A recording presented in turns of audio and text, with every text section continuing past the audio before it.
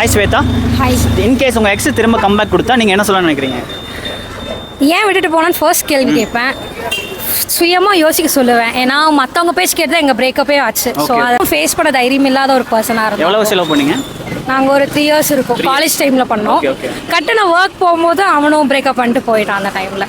Might be ஒரு miss அண்டர்ஸ்டாண்டிங்லாம் கூட போயிருக்கலாம்ல? Not miss understanding, கூட இந்த கேங் ஆஃப் ஃப்ரெண்ட்ஸ்னால நடந்த ஒரு வேற விஷயம். ஒருத்தவங்க சொன்னதை வச்சு விட்டுட்டு போயிட்டான்னு நினைக்கிறீங்க? எக்ஸாக்ட்லி அதுதான் நடந்தது. நீங்கள் சொல்லியும் கூட ட்ரஸ்ட் இல்லை எங்கள் மேலே. ஐ மீன் நான் அவ்வளோ ட்ரஸ்ட் வச்சுருந்தேன், பட் அவங்க என் மேலே வைக்கல. அதுதான் மெயின். ஸோ இவங்க பாயிண்ட் ஆஃப் வியூவில் அவங்க வந்து ட்ரஸ்ட்டு வந்து பிரேக் ஆயிடுச்சு, ஸோ அதனால் வந்து ஒரு லவ் போச்சுங்கிறாங்க.